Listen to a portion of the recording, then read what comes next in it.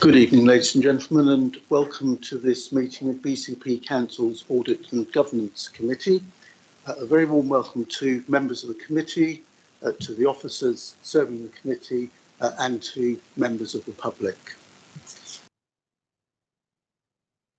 I'll now turn to Mr. Hampton from Democratic Services, who will run through the procedure for the meeting, and he'll then take us through items 1 and 2, apologies and substitute members. Mr. Hampton.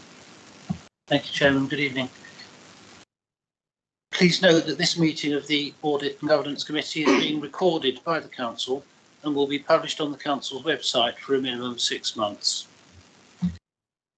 Anyone who is on the call but not in the room and wishing to speak, please use the raise your hand feature and switch on your video when invited to speak. Please could members who are in the room only speak when invited to by the Chairman and mute their microphone when not speaking. Finally, please ensure that background noise is kept to a minimum and that mobile phones and other devices are turned off or switched to silent for the duration of the meeting. Thank you.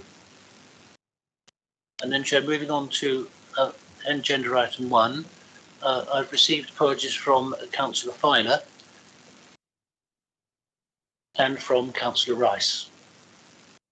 And Chairman, moving to item 2, Councillor Toby Johnson is appointed as a substitute for Councillor Filer. Thank you, Mr. Hampton, and thank you to Councillor Johnson for filling that vacancy this evening. It's appreciated. Turning to item 3, declarations of interest. Do any members have declarations of interest? There are none. Turning then to item 4 on the agenda, confirmation of minutes. The minutes of our last meeting on the 31st of March were distributed a few days ago. I hope all members have managed to pick those up. Are you content that those are a true and accurate record of that meeting? Can we agree that? Thank you very much indeed. Takes us now to item 5 on the agenda, public issues, and that's public questions, public statements and public petitions. And I'd ask Mr. Hampton, please, if he could just inform the committee of what public issues have been raised, and then I'll take the committee through them. Thank you, Chairman. There are 2 public issues, a question and a statement. Thank you very much indeed. In that case, we'll take them in that order. Could I ask you, Mr. Hampton, to read out the question, because I believe the questioner isn't present here tonight. Thank you. Regarding the Council's internal audit procedures in respect of certain asset types. Question. Will this overseeing committee ascertain and confirm regarding the relevant balance sheet, long-term and current assets, scope of intended internal audit verification test procedures for asset types, including investments where, as applicable, not only physical existence and authorised custody, but also council title and asset impairment are considerations. The core audit plan 2022/23 at agenda item 9 is silent, not entirely specific regarding this. Philip Gattrell, question submission date 7/4/22. And I understand that Ms. Seiss, who's the Service Director for Law and Governance, will answer that question. Ms. Seiss. Indeed, thank you, Chairman. Grant Thornton, the Council's external auditor, as a result of their work, give their opinion on the completeness, accuracy and compliance with legislative requirements of the Council's balance sheet. This includes the 2 asset categories in Mr. Gattrell's question. Internal audit does not seek to duplicate the work that Grant Thornton performs, and conversely, Grant Thornton are not able to place reliance on the work of internal audit and must perform their own testing. Built up over a number of years, there is an understanding between internal and external auditors on the scope of the audit work each party covers. The core internal plan 2022-23 at agenda item 9, appendix B, first line of the table in the section headed Key Assurance Function, shows the heading Asset Management brackets Facilities Management stroke Estate Management close brackets, and shows a planned resource allocation of 40 days. As described in the audit charter, the scope of each individual audit assignment within the plan is not set in stone at the start of any given audit financial year, and instead is risk-based. In practice, this means that prevailing risks, views, and comments from a wide variety of sources, including internal audit's own professional judgment, senior managers, counsellors, external audit, and public opinion interest, all feature in determining the scope of each audit assignment within the constraints, of course, of resources available. Scope determination happens in practice in the build-up to an audit and remains dynamic throughout the audit and can be subject to change as issues present. The asset management audit is part of the key assurance function section of the audit plan. This recognizes that asset management is key to the council achieving its stated objectives. As such, there is a core work and testing program, although this does not necessarily mean every element is covered in every audit assignment. However, it does cover areas such as physical existence and title record keeping, as identified in Mr. Gattrell's question. In summary, therefore, Mr. Gattrell and the Audit and Governance Committee can be assured that the 2022-23 internal audit plan has an initial 40 days allocated to cover asset management key assurance audit work. The exact scope of this audit work is yet to be determined and will be finalised in the lead up to the planned field work. Thank you. Thank you very much indeed, Ms. Nice. That now takes us on to the second area of public issues, which is a statement which I'll ask Mr. Hampton from Democratic Services to read out. Mr. Hampton. Thank you, Chairman. Agenda item 5 regarding public issue protocols following the inaccurate response to this local resident's related question and statement to the committee on 31/3/22. Statement. Public participation isn't the discretionary facility defined in the response. It's a stated constitutional right, enabling, for example, regulatory committees' scrutiny of issues otherwise escaping their awareness following senior officers' failures to respond adequately to notice of significant contraventions of law and procedure.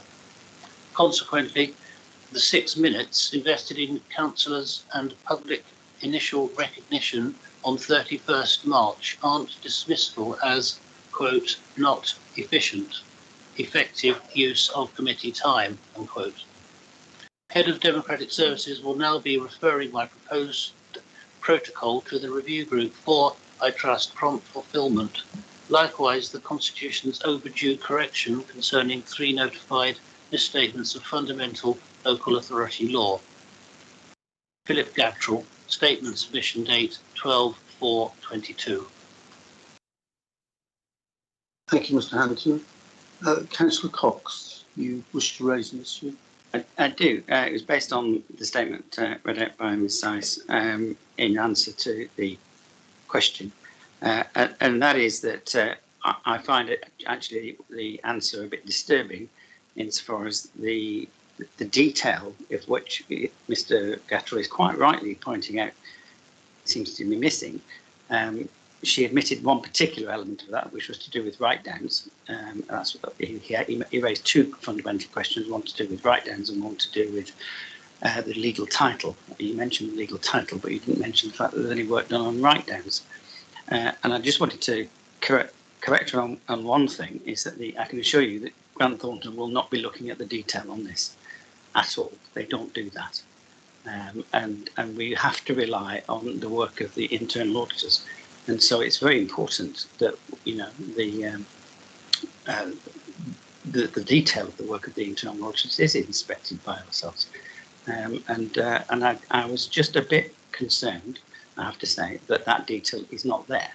And rather than Ms. Vice answer that question, because, you know, I respect her legal work, I'd rather our internal auditor actually said a few words on this, because it is important. You know, the assets we've already seen that the assets of this BCP council, there's a problem with them, and therefore, you know, we need answers to the questions. Can I ask Mr. Jones perhaps for some guidance on procedure rules, because we have discussed the issue of questions and statements and whether the debate can then be entered into under those procedure rules, and then I will be able to decide whether or not to go to our internal auditor within this meeting rather than either outside of it or at a later time. Mr. Jones.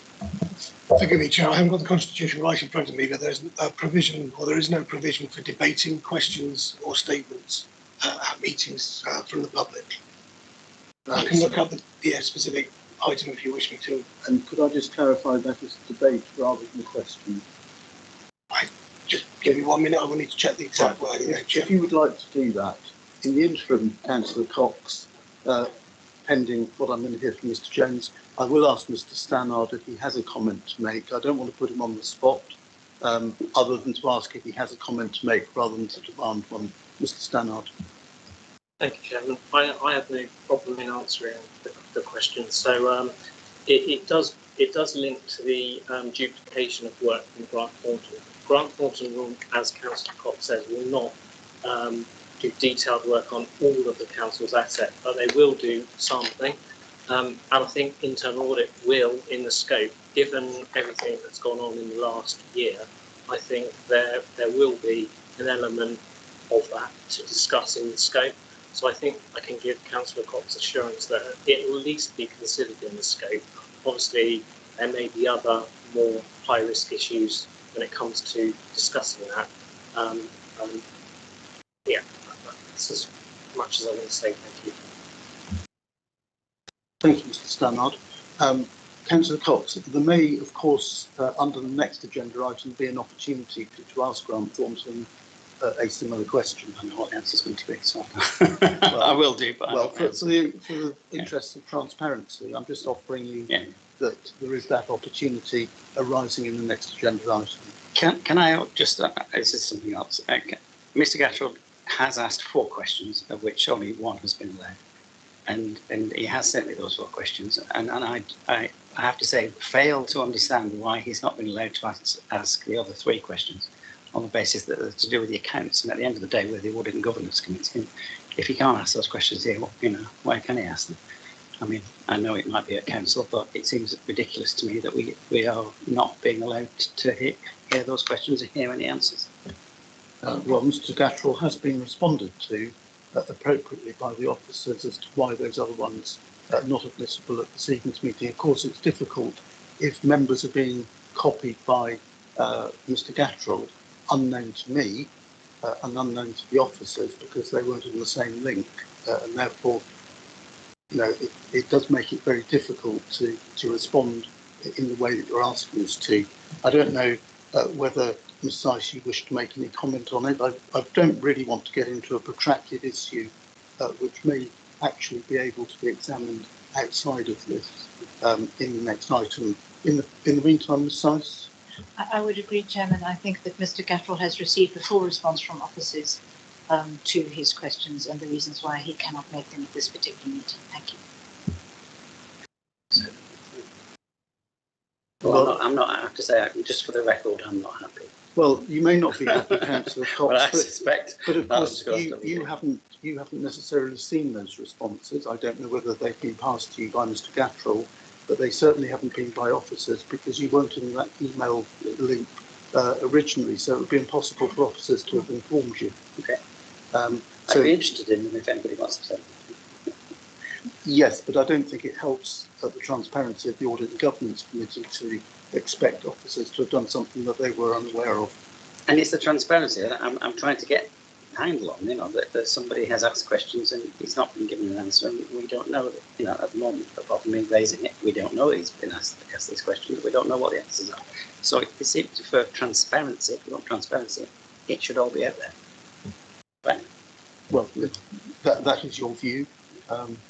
All I would say in response to that, of course, is that unless there are other members who've been circulated the same information as you have. I don't know whether they might have done or not, but they too will not have had what is in fact private correspondence between the officers and Mr. Gattrell in response to his emails to them.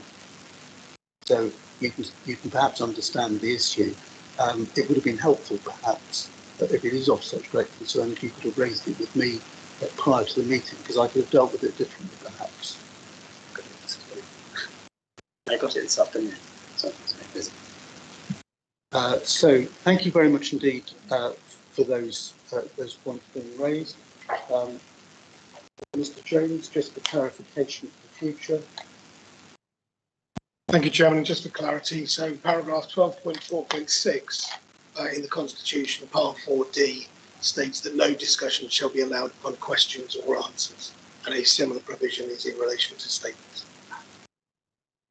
Thank you for that. So just for clarification for the whole committee, please, not just for Councillor Cox, but for all members of the committee, that is what it states. That is what we will be abiding by in the future. And if you have an issue prior to the meeting, please raise it with me. Okay. Because if you raise it with me in advance, you know from experience of the way I try to conduct audit and governance, I will be as helpful as I possibly can. I can't be put in a position, nor can the committee or the officers, that puts them on the spot because of private circulation of emails. And so perhaps in the future, if you could conduct it in that way, you will be getting a far better response, and probably one that will satisfy the clarification that you're seeking. I have raised this issue before, as you know, that the questions are not being answered from members of the public. Perfectly valid questions as far as I'm concerned. It may happen again at the next meeting, and I will forward them on to you and ask for an explanation. But that's the only thing I can do. But I will raise it if it doesn't, if somebody is not allowed to ask a question, because I consider that to be fundamental to what we do, the audit and governance of BCP Council. Well, if the Constitution doesn't allow a debate on that sort of thing, then the Constitution is wrong. Well, you can raise it by all means, but you will get the response that I've just indicated through the Constitution. So we won't be, in fact, getting into this sort of debate again in the future. I have to say that I am satisfied with the responses given by officers about those questions being raised and why they were not admissible tonight. I've seen those and I have agreed with them. So members, that completes, I hope, item 5 on the agenda. And that moves us on to item 6, which is the 2020-21 Statement of Accounts update. As members will recall, the delays in the finalisation of those statements have been discussed in this committee on a number of occasions, and we have made it very clear that we want to have regular updates from our external auditors, Grant Thornton. And in the interim, between meetings, I and the Vice Chairman and officers will have further discussions and updates with Grant Thornton so that we don't have undue periods without getting those updates and being able to inform members as appropriate. So we have it this evening as an agenda item, and we have with us online Sam Harding from Grant Thornton. So you have some narrative within the agenda that's before you this evening. I'm going to ask Sam Harding to give us that update, and then I will go to Adam Richins as our Head of Finance for any comments or issues that he might want to add to what has been said, and thereafter I'll go to members for questions. Good evening, Ms Harding. Could you give us the update, please? Yeah, thank you, Chair. So since the last time we attended Audit Committee on the 17th of March, the issues that we reported to you then sort of persist. We still have not received the pensions assurance letter from Deloitte, which we were expecting to receive on the 8th. My understanding is they found some issues with assets that they're currently trying to resolve, and the partner is currently away. We have been told that we will receive that next week. The other issue is the infrastructure issue. That is now being discussed sort of nationwide with SIPA, who are looking to sort of achieve a solution that affects all councils. We've had a timetable on their deliberations and they're expecting to issue some guidance, but that's not going to be until the week commencing the 20th of June, because any changes and amendments that they need to make to the code need to go through FRAB, which is the Financial Reporting Advisory Body of the Treasury. So we're not expecting to be able to finalise that work until at least the end of June.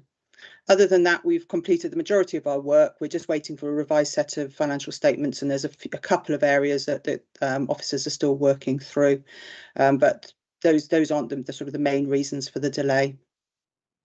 Also, probably just like to point out that we have had some discussions with PSAA, who've advised us that as at the end of February, 48% of local authority 2021 accounts were signed, with 52 not being signed. With the infrastructure issue that's arising, it's unlikely that any more accounts are likely to be signed off this side of the guidance being received. I'm happy to take any questions. Thank you very much, Ms Harding. Mr Richards, perhaps you'd like to make some comments, and most particularly I'd be interested, and I think the committee would too, about any discussions you may have had with your counterpart in Dorset Council, updating the process as far as their external accountants, Deloitte, are concerned over the pension fund issues. Mr Richards. Thank you, Chair, and for the tape. My name is Adam Richards. I'm the Council's Chief Financial Officer. I won't repeat for this committee what I said before with regards to the frustrations that this position causes me and my team. I will, however, Chair, respond to the fact that I have been in regular contact with Aidan Dunn. Aidan Dunn is the Chief Financial Officer for Dorset Council, who also are the administrating authority for Dorset County Pension Fund. He had been in contact with Deloitte, their auditors, and their auditors' response to them is that there has been some progress in closing the pension fund audit, but it won't be ready for review by Deloitte's audit partner until the week commencing the 18th of April. They then hope to be in a position to issue the IAS 19 letter to the auditors of the admitted bodies soon after that date, which ties up with, I think, what we just heard from Sam Harding on behalf of Grant Thorntons. So I think that's the update. As you said, we do have those regular contact points, and we'll keep that dialogue going and trying to assert pressure on them to resolve that matter as quickly as possible. Thanks, Chair. Thank you very much indeed, Mr Richards. That's appreciated. Just before we go to questions, we have already put in the diary, if you like, an interim meeting with Grant Thornton for a further update. That'll be taking place on the 10th of May. And I would propose that out of that, between Grant Thornton and perhaps Mr Richards, we can then circulate to members of the committee whatever that updated position is at the 10th of May. And it may be that part of it can be updated positively. It may be that a large chunk of it, particularly around the infrastructure, has not by then been resolved. And as we've heard, that applies to about half of the 2020-21 audits anyway. So it's obviously going to be a big piece of work indeed once that has moved on. But I hope members of the committee will be partially satisfied that we are keeping on top of this. We're not allowing it to drift from one meeting to another without updates, even if there is very little progress that's being made. I think it's important that we do that and that members of the committee then understand where we've got to. So, members, do you have any questions for Grant Thornton or indeed for our own Chief Financial Officer, Mr Richards? Councillor Phipps.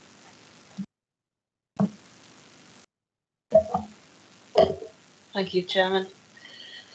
Well, here we are again. Obviously not an ideal situation still. I just don't see all the excuses for this delay. It doesn't do this council any good at all. And we're just not reaching the required standard to have our accounts signed off in some sort of sensible time frame. I mean, it just keeps going on. At the last meeting, I think you said up to the 17th of March, Deloitte hadn't been even chased since the 31st of January. And then we've gone on, and we're still expecting a letter around to 8th of April. That's not arrived. Now it might be next week. We've just heard from Adam. The 18th is when they're looking at, but then the letter will come after that.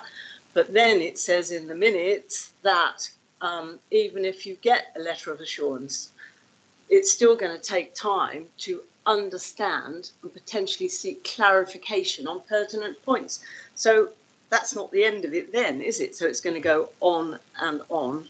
And then, of course, we've got the issue of the infrastructure. And now we're down to some guidance being issued. Well, how come half of the councils have already managed to sign off? Why are we having to wait for this? I understand there's like the excuse, well, half of them, we're in the same boat as half of them, but why aren't we in the same boat as the other half that have actually managed to do this and get everything signed off? It's just, for me, it's just not good enough. I think it's quite a serious situation. I know the asset valuation is part of a national programme, and as I understand it, I suppose this is a question. Councils can be insolvent unless assets which back the balance sheet are actually valued. Is that right? So actually, we could be working on accounts that we haven't even got signed off. How do we know we're not insolvent? And I think as well, this is my understanding, although I'm not an accountant, that councillors can be personally responsible in the event of insolvency. It's not a good situation at all, and I'd like some comment on all of that, please. At the moment, I don't have a lot of confidence that Grant Thornton are actually going to deliver this anytime soon, especially if there's no guidance coming out to the 20th of June, and then they've got to have a look at it after that. Where are we going to be? It'll be the summer holidays. This is just not good enough, in my view. And I'd like some comment on the questions I've asked and all of what I have just said. Thank you. Well, Councillor Phipps, you've raised quite a number of issues there. I know the answers to most of the issues you've raised because we've been trying to make some progress with Grant Thornton between meetings on those. But I'll ask Sam Harding to give you the response to those various issues. And I think that Mr. Richards will probably have something he wants to add. Then if you feel that there are areas of the questions you have just asked that need further explanation, I'll go back to Sam Harding for those. So, Ms. Harding, could you start by responding to the points raised by Councillor Phipps, please? Yeah, so I suppose if we start with the infrastructure issue, although, as we say, a number of councils have had their 2021 accounts signed off, this isn't an issue that's kind of going to go away. So this issue will be pertinent for them for 21-22, and whatever solution SIPFA comes up with, that will impact them in that year. It is important that this issue is settled at a sort of like a national level, and it's quite likely to involve changing the SIPFA code and sort of a reinterpretation of that particular area. As far as insolvency goes, this wouldn't be an issue that would impact on that. They're not valued, these assets. They are carried at historic cost. So it would be an issue about whether or not the depreciation has been written off appropriately when you've replaced them. We do work, which sort of I think figures in with some of the issues that were raised in the previous point. We do work around impairment, and as do the council. So the council's estate team and management do undertake impairment reviews. We've had discussions with highway managers, with coastal protection managers to understand how the impairment process works, and also that impacts on the work that's done by the valuer as well, who sort of picks up and in his discussions with the states on which assets he needs to value, and will also be looking for any indications of impairment. So I don't think it's sort of like an insolvency issue at all for the council. A lot of these asset valuations are subject to a statutory override, so they don't impact actually on your general fund balances in any way. The delay, is unfortunate. There is little we can do about it now. This issue has been raised by the Financial Reporting Council and regulators. We would not be able to sign off until this guidance comes out. And the Deloitte's letter is, Deloitte are where they are with their audit. If they've identified some issues, and obviously clearly we'd all want those to be bottomed out before we could sort of carry on further with BCP Council's audit. Could I just ask you to expand a little bit on the national context? Because I do want to try and make sure that there is a clear understanding as to why about half of English authorities had their 2020-21 accounts signed off before it became a national issue. And of course, then the hangover is into the following financial year, 2021-22, for presumably all English councils. And I just want to get that national context understood by everybody, and indeed members of the public who may be listening to this discussion elsewhere. Could you help us with that, Ms. Harding, please? Yeah, infrastructure has generally been a fairly sort of low risk area for auditors. It consists of sort of roads, sort of groins, seawalls, things like that. They're not generally subject to sort of loss. They're not really like to be stolen. They are carried at historic cost rather than a revalued amount. And generally councils have good processes in place to sort of safeguard those assets and also to maintain them. And there are a lot of controls that are in place that kind of sit outside of the finance function. A question has been asked as part of a quality review at another audit firm, which has sort of rippled through to all the audit firms, and everyone's just looking at the processes that we've got in place. It's just a timing issue for this one about when it was picked up, so which audits it actually impacts on. But it's not like the people who had their audit signed, the 2021 audits are signed off. That's the end of the matter and it's gone away. They will have to do all of this work in their 21-22 accounts and make any adjustments potentially as prior period adjustments that would need to be made following on from whatever decision SIPFA, whatever solution SIPFA comes up with to address this matter. And in terms of likely timescale, I think that was really part and parcel of what Councillor Phipps was raising, was that she, like all of us, are unhappy that this issue goes on and on. I think I understand why it's beyond the control of just Grant Thornton to speed that up, but some idea of timescale I think would be very helpful. Yes, SIPFA have published their timetable for the work that they're doing in respect of this, and they're expecting guidance to be issued, as we said, in the week commencing the 20th of June. I think from my point of view, it's really important that SIPFA do thoroughly understand this and that the solution that we get is sort of robust and fit for purpose. So in some ways it's fairly comforting that they are going to sort of take a bit of time, do a lot of consultation and make sure that the approach that we get is correct and suitable. So if I could move on to Mr. Richards as BCP Council's Chief Financial Officer, and if you like, probably scrutinising this every bit as much as carefully as no doubt we all are too. Would you have any comments you'd like to make, Mr. Richards, on what you've heard and how you see the way forward? Yes, thank you, Chair. Just to highlight, I suppose, from my perspective, is that these are matters that are clearly outside the control of the council, and we're clearly in a position whereby the highways issue is relevant to us because actually the accounts weren't signed off because we didn't have the pension fund information, and because of that delay, the highways issue then becomes an issue, a matter for us. And I suppose my other reflection is, as I said before, this does cause a lot of frustration, but I won't repeat what I went into at the last committee. Thank you very much. And I think the only other issue that Councillor Phipps was raising, which one of you might want to answer, was the issue about the pension fund and the Deloitte's audit. I think our collective disappointment that Deloitte haven't delivered on the timetable that they advised us that they would, and hence the reason we haven't got any progress for that tonight. Would either of you like to comment on that and the speed at which you think that might move forward now? Well, if I can come in, Chair, we are pressing, the colleagues in Dorset Council to put pressure on their auditors. They need, those same processes so that their accounts can be signed off. So, we're just exerting more pressure to the pressure they're already applying. It is a frustration, but we continue to work as hard as we can to get a quick resolution. They've made these commitments now for the week commencing the 18th of April.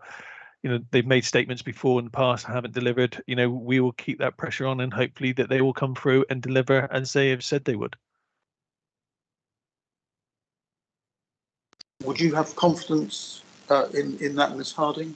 And if you have, the final point, which I think I wanted to pick up from what Councillor Phipps was asking, was that if you have got that confidence about the week commencing the 18th of April, the additional work that's highlighted in this report that you may need to do as Grant Thornton as our external auditors, is that likely to take a long time to add to that?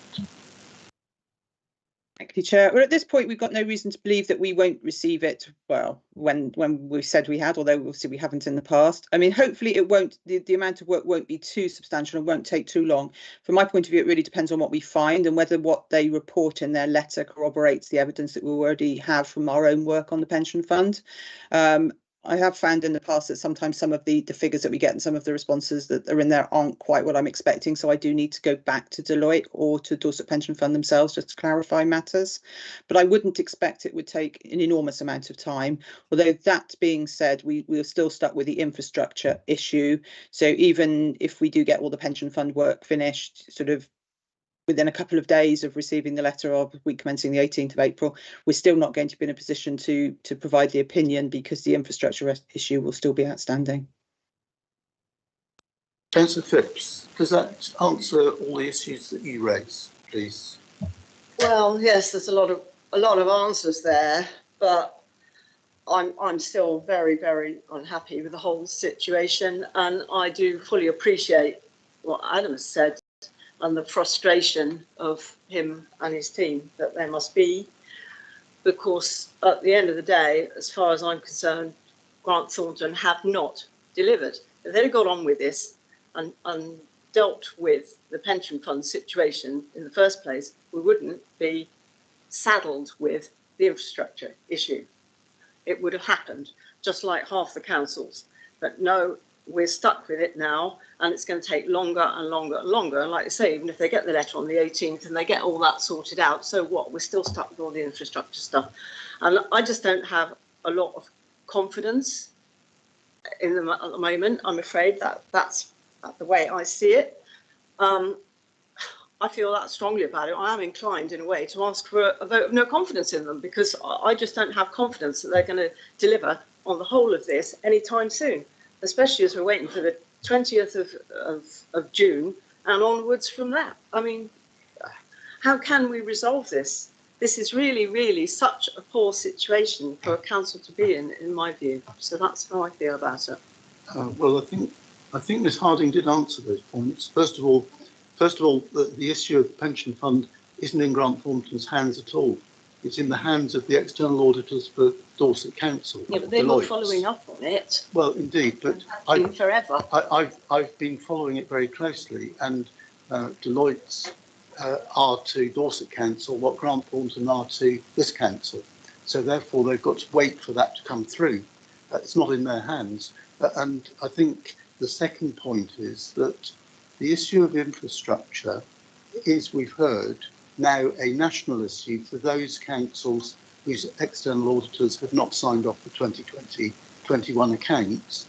And the date in June is a date that has been set by SIPFA externally on a national basis. I think that's correct, isn't it, Ms Harding? Yes, that's right. And also the issue of infrastructure is not like you sort of, the ones that have had their account signed off in 2021 have kind of got away with it. This issue will impact them in 21-22, and work will need to be done to remedy it. So it's not like it won't be done. So the roll-on of that, I think, the implication of the roll-on of that is that for the 21-22 accounts, it will affect all English councils. So all of their audits will be delayed until the issue has been resolved. So I don't think anybody disagrees with you about the frustration being borne by officers and by members. I share that with you, and I share it with Grant Thornton on a regular basis. But I think there's quite a bit of frustration at Grant Thornton's end about not being able to proceed in either direction on their timescale because they're in the hands of others. And I think that is now the issue and will manifest itself nationally as well very shortly. So I think if there was more that we could do, I'd be very happy to hear what that might be. I would certainly be pursuing it. Does that perhaps help to balance the argument? Speak. I let someone else speak, obviously, but I do think quite a lot of this, or the situation we find ourselves in, certainly with the infrastructure, is of their own making to a degree. So I'd leave it at that. Thank you. Mr. Richards, did you want to come back? Chair, I was just going to, basically echo some of the comments that you were making in the sense that, where I said very clearly, this is outside the control of the council. It is also to a large degree outside of the control of our external auditors, Grant Thornton. These are matters that are being caused by Deloitte's as the Dorset County Council pension fund auditors, and through a national position of which they have no control. But what we've been doing through that work stream with yourself as chair, the vice chair, myself, and the auditors, is trying to push that agenda as quickly as we can to get a greater understanding and an early resolution to this as we possibly can. Thank you, Mr. Richards. Councillor Cox. Thank you, Mr. Chair. There's a few questions and points I wanted to make. One is in respect of the Deloitte's letter. I think Councillor Phipps has a fair point insofar as certainly from the last meeting, it did sound significantly as though Grant Thornton had not pushed Deloitte's very hard at all to get that letter and in a timely way. And it's because, and I think there was some mention about the fact that the partner in charge was ill, that we weren't getting a response. So, I think that one can be laid down at their door. But Adam just mentioned the fact that this was a national position, which was news to me, I have to say. And I wanted to know how many other councils have this problem with their IAS 19 letter, because that's what we're waiting for, this IAS 19 letter. And it would be interesting to know what kind of problems you foresee. You'd kind of hope actually that there were, given the time scale, that there were some significant problems, and therefore it's going to take you a lot of time to sort it out, and you're going to have a lot of questions, because if it's taken this long for Deloitte to write the letter, you'd hope that there would be something substantial in there to worry about. Otherwise, it's all been a bit of a waste of time. And then in terms of the infrastructure problems that we've got, I raised the suggestion last time about, well, why don't we just get on with it and do a qualification on that basis? If there's so many councils out there that are sitting there waiting and incurring time and incurring costs trying to sort this problem out, there's a very simple answer, and that is to issue a qualification of the audit report. If there's so many councils that are in this boat, we need to move on, and there needs to be some national leadership to get the council's accounts signed off, and let's move on to the next year. And as the auditors made very clear, that every council will be in that same boat next time, whatever this matter is. This is being kept very hush hush and secret, because I don't understand it, and I kind of like to think I understand most sets of accounts. And I suppose one of I've got two other points. One is, what kind of adjustments do you imagine that there might be as a result of this question that got asked, theoretical question that got asked by some quality control person in one firm of accountants? What kind of adjustments are we talking about? Are we talking about massive write-downs? Are we talking about moving it from one category to another, or what? Because if it is, then just get on with it. And as I've already made the point, that what kind of time and costs are we incurring by carrying that on? I think Councillor Phipps quite rightly pointed out, was worrying about the reserve position. Were we going to be we're going to be running out of reserves because of the extra costs involved in this. That's not an unfair point, given the lack of reserves that we do have. And the final point actually is more, I suppose it's more for Adam. I mean, as far as the Grant Thornton actually mentioned the fact that the accounts still required, there were still some areas that required to be finalised on the accounts. And I would have thought by now that they would have been just sitting there waiting in pristine condition, waiting for these adjustments, whether they're pension adjustments or infrastructure adjustments, to go. Press the button. So what areas are there, and why have they not been dealt with yet?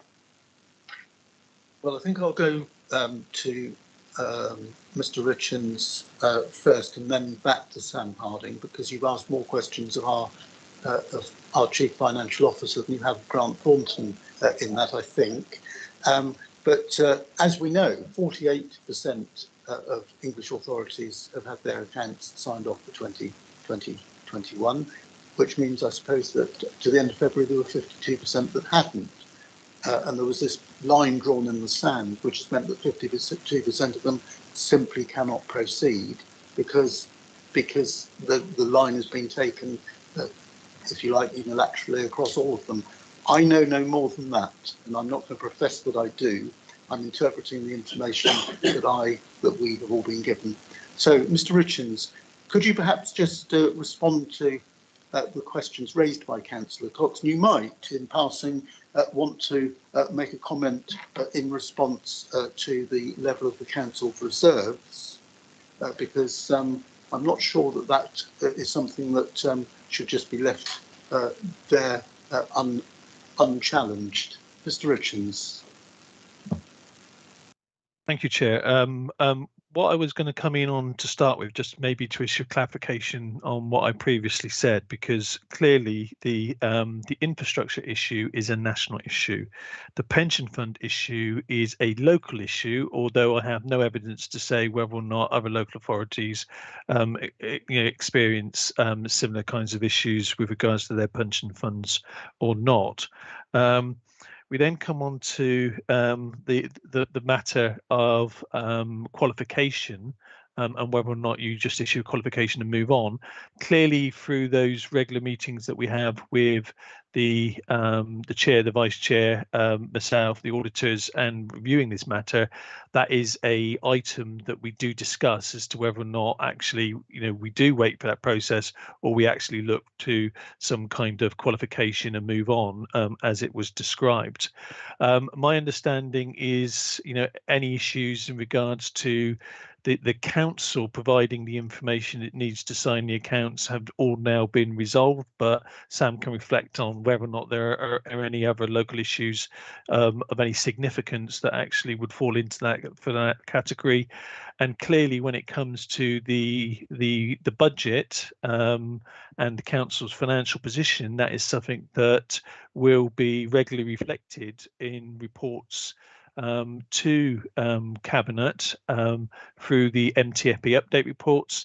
Clearly, you had a budget report in supporting the 22-23, and you had a Section 25 report from me that gave you my opinion on that budget and set.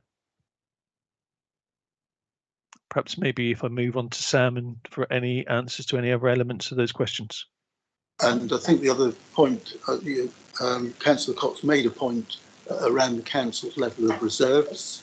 That's it's unearmarked reserves. Would you like to comment on that? I think my comment with that would be, or my comment or attempted response to that was referring you to my Section 25 report, which is my formal report that I have to make on the adequacy of the council's reserves and the robustness of the budget as part of the formal budget setting process. Clearly, you had a Section 25 report from me that supported that report, which is a matter of public record and is on the website for anybody to review and consider. Thank you very much indeed. Thank you. Ms. Harding. I think firstly, just to comment on the level of reserves, any impairment or further write down that would happen on the infrastructure assets would go through the capital adjustment account. So that's an unusable reserve of the council. There is a statutory override that means that many of the adjustments to do with revaluations or derecognitions don't impact on the general fund. They go into the council's income and expenditure account, but then they get reversed out through the movement and reserve statement. So they do sit in these what we call unusable reserves. So they won't have an impact on your general fund or your earmarked reserves in any way. I mean, that certainly would be one of the options I think they might consider, is around how much of the infrastructure assets would need to be derecognised. The issue's kind of arisen because you've got infrastructure assets that you've been building on. Councils such as BCP, and particularly you've also had various levels of local government reorganisation. These assets have very long asset lives, so really to unpick it all, you'd be looking at going back 25, 30 years to see, and the issue seems to have arisen that although the council does keep very good records, they're not necessarily always linked up between finance. So you will have spend on roads, you'll have spend on your other infrastructure assets. Those get capitalised as part of the capital programme, and then those assets are depreciated. What we're trying to unpick really is whether when you spend money on adding to those assets, whether any element of those assets need to be derecognised at that time. And it's not, and the work that's being undertaken both by SITFO and also sort of more locally at the council by your council officers is to look at how you can match the spend that you make against the individual assets. Because quite often if you look in the asset registers, things like roads are just a lot, there is just a line for roads, not to say that you've done a bit of work on this little bit of area of say the A338. So that's the sort of area that's being unpicked. There was a move several years ago to look at including your highways network asset and revaluing it, and having that in at a sort of depreciated replacement cost and having that revalued. And a large piece of work was done by many councils to look at how that could be done, but that was sort of dropped really due to the sort of impractical nature of how these assets are recognised. So hopefully that sort of covers some of the infrastructure and reserves element. I'm sorry, I can't remember what any of the other, are there any other questions that you need me to respond to? I think the easiest route is for me to go back to Councillor Cox and ask him that question. And is there anything else he wishes whilst he's got the floor? Councillor Cox. Thank you, Mr. Chair. And thank you both for the answers. I think I understand a little bit more now about the infrastructure issues, and it seems to me that these are massive accountancy issues that are going to take forever to sort out. This isn't going to happen in the next month or two. This is going to happen. This could be years. And so I go back to my original point: is that, and I don't expect BCP to do this on its own, but perhaps BCP could lead on it and say, this is not possible.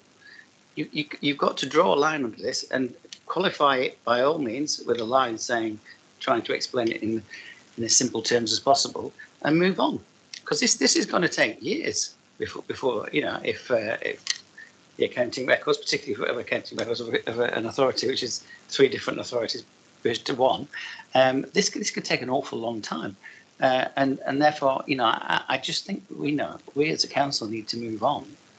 But we need to encourage other councils to do it. And I'm not suggesting for a minute we qualify on our own. I just think this 52% that haven't should get together and say, this is ridiculous. Move on. And of course, for the next financial year that's just finished, the 100%. The 100%, well, exactly. Yeah. Yes. So, I think Mr. Richards, you made some comments. Would you like to face that one very directly, just in terms of response, even if your answer is no? I think my answer is that we clearly continue to have those conversations. We continue to raise it in peer groups as to the kind of issues that we have. As I said before, we do give that consideration as to whether or not it is appropriate to seek some kind of qualification, to use the members' terms, and move on. And those are matters under consideration, but we haven't yet reached that point. And therefore, when we meet in May, that will be something that I think we're going to have to give further consideration to. Thank you. Any further comment from you, Ms. Harding? No, Chair, just other than really on the qualification issue, obviously that's not something that Peter Barber as the engagement lead, for Grant Thornton would sort of take on his own in respect to Grant Thornton's or in respect to BCP in isolation. It would have to be a sort of like a firm-wide approach, because qualification is not something that we would really want to take lightly, and it would likely sit there forever. And it's probably not something that the council would particularly want to have, and certainly not in isolation. Do any other members wish to ask questions of our external auditors? Vice Chairman.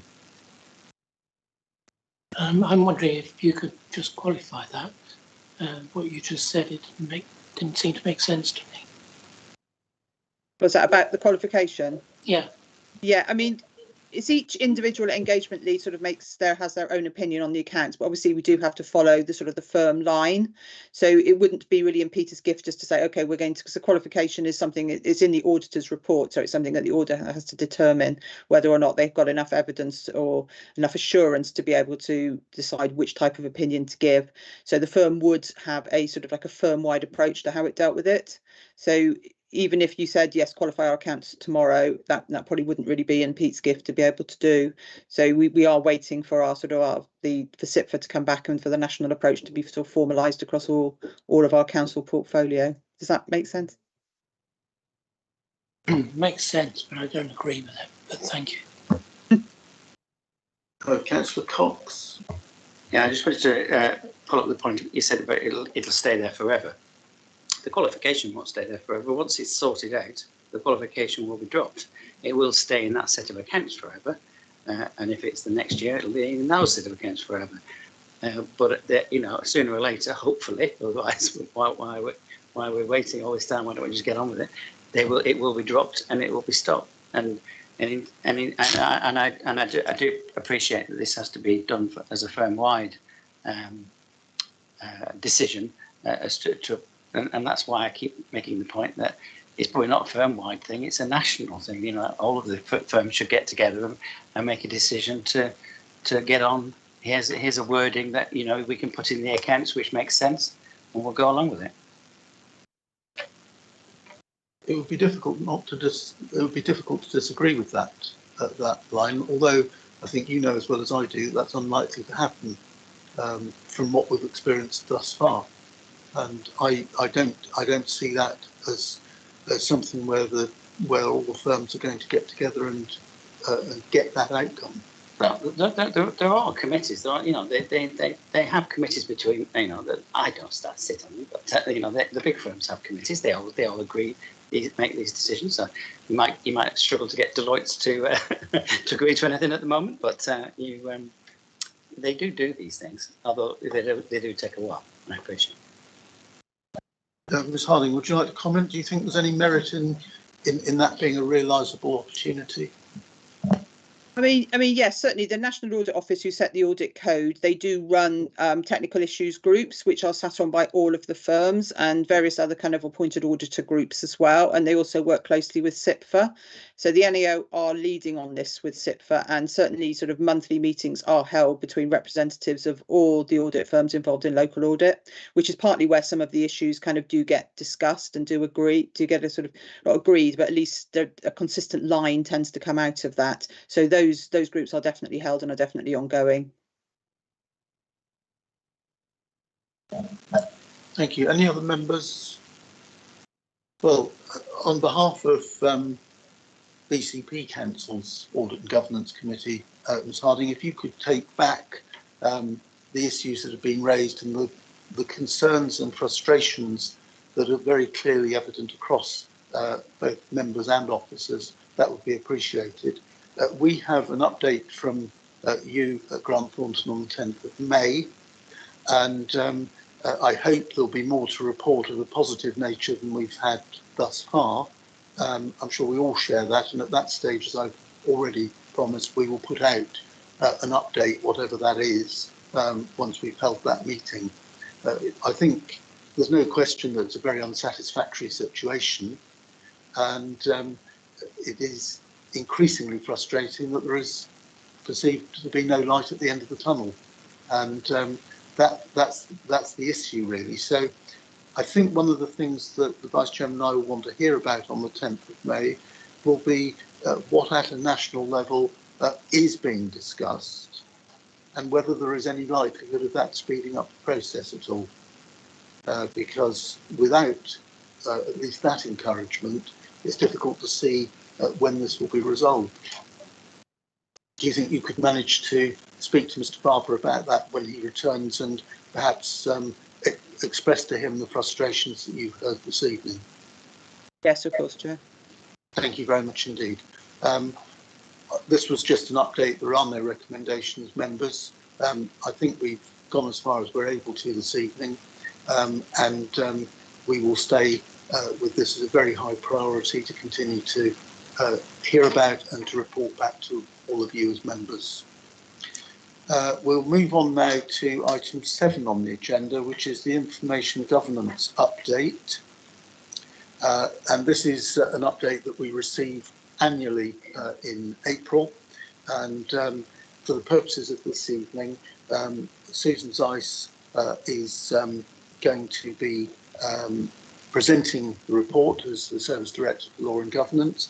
We also have online officers who may be referred to if there are any particular questions, and that they are Nigel Channer, who's the team leader for audit and for information governance, together with Ingrid Brown, who's the head of legal. And so if there are questions, Ms. Zeiss, and you want to ask one of those two to take those questions, then I'll do that through you, if I may. So if you'd like to present the report, Ms. Zeiss, thank you. Thank you very much, Chair. So as the Chair has already said, this is a regular report which comes to the committee from time to time to update on the situation with regard to information governance at BCP Council, and that's part of the wider audit and governance remit. Councillors will have read the report, which sets out 3 or 4 main areas, which is, first of all, the most recent available data on compliance with the Freedom of Information and Environment Information Regulations requests. And also it brings us up to date with the IG team and the fact that there's been a reorganization so that this team now falls under legal services in the Law and Governance Directorate. And then progress across the recommendations made by the internal audit report and the actions that the internal audit report brought forward, and how we intend to address those. And lastly, the refreshed role, if I can call it that, of the Information Governance Board. Now, the Information Governance Board has always been there, and it is actually the body that will drive most of the information governance improvements and compliance across the organisation. But we have sought to have another look at the terms of reference, make sure that we have participation from all services across the authority, and to refresh that board with regard to making our role in information governance more transparent and obvious within the council. So members would have read the report, as I said. I would like to repeat the Chair's introduction of Mr. Nigel Channer, who's on the call with us this evening, particularly because he is the team leader for contract and commercial within Law and Governance, which includes the Information Governance team, but he also holds the statutory role of Data Protection Officer for the authority. So do members have any questions that they would like me to address or to pass on to Nigel Channer? Thank you, Ms. Zeiss. Members, questions? Councillor Brooke. Fine, thank you, Chair. On page 10 of the report and paragraph 11, I think, under other developments, there's reference to the Dorset Information Sharing Charter, DISC, and signatory issues. And the phrase, in the meantime, BCP does appear as a signatory. I'm not quite sure what the implications of the, in the meantime, it appears as a signatory when there are signatory issues. So really, can you clarify what those signatory issues are and why it's necessary to put in the meantime, which seems to imply that in the future we won't be? Ms. Zeiss. Thank you, Councillor Brooke. I will refer that to Mr. Channer, if you don't mind, Chair. Thank you. Thank you. Good evening. Yeah, quoted there, it really is a question that we are members. I was in the recent meeting with the other group members for that Dorset Information Sharing Charter group. So it is a question we are members. I don't know why I put that in there. My apologies. You'll never put one past Councillor Brooke, he'll always spot Indeed. it. Well spotted. Brooke, did you want to come back? Yes, please. Well, not particularly on that, other than to say thank you for the clarification, but I do have one or two other points and questions to ask, if I may. The governance board list, you mentioned that there are lots of no representations and they've all been highlighted. There ought to be another one, unless it's been filled, because it's out of date. It's not very good getting information for us to look at when something's out of date, because Colin Walker is no longer working with us and he's down as the representative for planning on the board. So is there a replacement for Colin at this point in time, or should that be a no representation? When that's been answered, I want to follow through on this no representation issue. Is that one for you, Mr. Channer? I wouldn't be able to speak to detail because I'm not familiar. I've only recently joined the authority, so names are a little bit difficult for me to recall. But at the last IGB board, we do have that as a standing item, and so we will be addressing that. And there are substitutes for the areas where there aren't people. So we do have contact in the various service areas where there aren't representatives, that we do make contact with them. So it's either a sort of deputised, as it were, informally. So what we're hoping to do going forward, if I may answer hopefully a future question, is that those gaps will be filled, and that's something that the IG board are working on. Ms. Rice.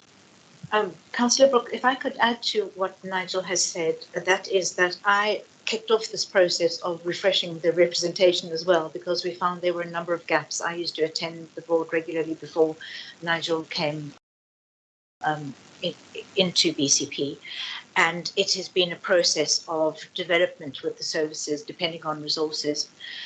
So Nigel's correct, we've been using substitutes for the moment, but there will very soon be an updated list. I agree that this one is out of date. It's a moment in time for information, and perhaps we should have made that clear, but there will certainly be a new one that will have all those spaces filled. Thank you. Fine, thank you. Yes, in a way that resolves the issue that I had, but I would like to ask it anyway, if I may, because with so many areas not represented, and there's a dependence on those service units actually following all the information and the regulations around data protection and governance of it.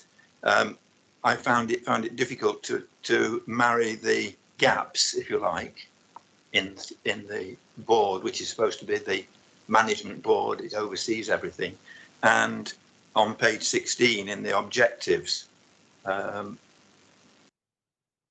one which was to make all service covering all aspects of information governance, to ensure all relevant IG risks are identified and reflected in service unit risk registers. Now, if we've got all these gaps, and not all those gaps are filled by substitutes, as far as I could see, there were complete gaps for some service units, then there's a real gap in meeting that particular objective, which I would have thought was a very critical one, because it relates to all service units and the risks that they're facing and have to deal with in their risk registers. And that then actually raises questions for the next item on the risk register, because I've got quite a few things for clarification on there as well. Ms. Rice? Well, I can pick that up in the first instance, but perhaps Nigel would like to add. So in this refresh of our Information Governance Board, there are certain steps that we're needing to take along the way, and not all of those have been completed yet. And also the audit report will have picked up some actions that we need to take. I think some of the risk of having those gaps in bringing risks up from the service areas to within the risk register here is mitigated by the fact that there is mandatory training obligatory across all the authority staff contingent to undertake information governance compliance training. And that is monitored regularly, and we get specific reports from a central body to indicate who's done their training, who hasn't, and it's up to each service area manager to make sure that their staff does that training. So that is a mitigation that I think can hold the position for a time until such time as we get this up and running fully, which is our aim. Nigel, would you like to add anything to that? No, I'd like to confirm that. Thank you very much. Councillor Brooke. Just to say, yes, I'd noticed that there was a significant increase in the training elements that have been recorded, which is obviously a good thing. And I'm also glad to hear that those issues that I've identified are being addressed. But it's something that I think we probably need to come back to, especially since the board is only meeting, what, four times a year? Is that correct? I think it meets every 6 weeks, Nigel. What is the interval between meetings of the IG board? Yes, there is another, the information board, governance board, it is supported and administered by my team. The date eludes me right now, but there is another one scheduled, and we have these matters as standing agenda items to make sure that we are monitoring that. And again, as you say, Councillor, the board has senior members of council officers there, and the idea is that we work both ways. So we have officers in the IG team who work with the service areas, and we then have the senior officers, managers for those teams, who then are going back to their areas to make sure that we're reporting in those items. So what we're hoping to do is have a standing item where we are receiving reports in on a regular basis, so we can monitor the information governance compliance right away across all the service areas. Councillor Brooke. Thank you. Thank you very much for that response. Thank you.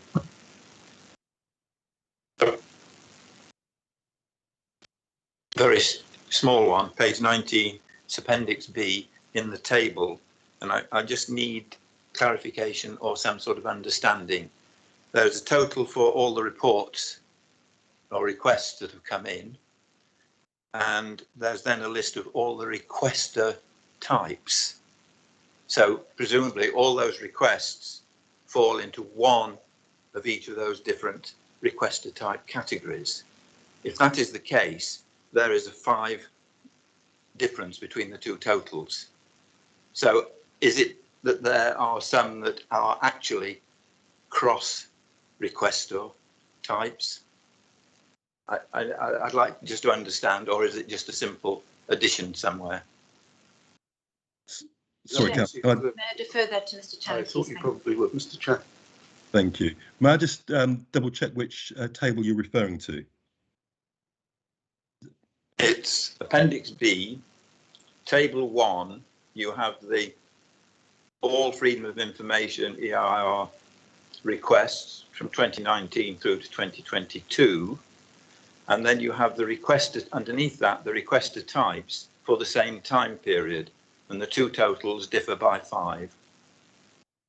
And if every request is going into a single requester category, then the total number for the requester types should match the total number of requests that are being asked. And they don't. Well, yes. My experience tells me that not often, but they will fall within multiple types. And I believe there was a report. I'm just trying to work my way around which one it is. I'm just multiple screens here, so my apologies. So there is another table that gives an indication where you can have a request that falls within multiple areas. So this is probably what's happened here. The team are working with making sure these things are accurate, and they double checked. So it could possibly be that. I say this because it's one of the tasks that the team are working at the moment, where they're looking at using what's called a Power App, which will access the data, sort of the raw data, and pull it through. At the moment, the systems are a little bit clunky, and they're trying to make sure that those are then timely and accurate. So it could be that Thankfully, it's only 5, but my experience tells me that often you do have those occasions where the request falls over multiple areas. Councillor Brooke. Fine, thank you, Chair. I think it would be useful to know that sort of information, and whether it's possible in your requester types table to include a requester type that is multiple, so that you are going to get your balance of numbers, and we can see that there are some that are affecting more than one particular type of request, if you like. Thank you. We'll see whether we can do that, if I may. I'm not familiar with how the Power App thing works in the background. It's a bit technical for me. It's not a legal thing. So I'll ask the members of the team who look at that to see whether we can drive that number down. There are various tricks that they're hoping to employ going forward using this thing called Power App. So I hope we can bring that forward.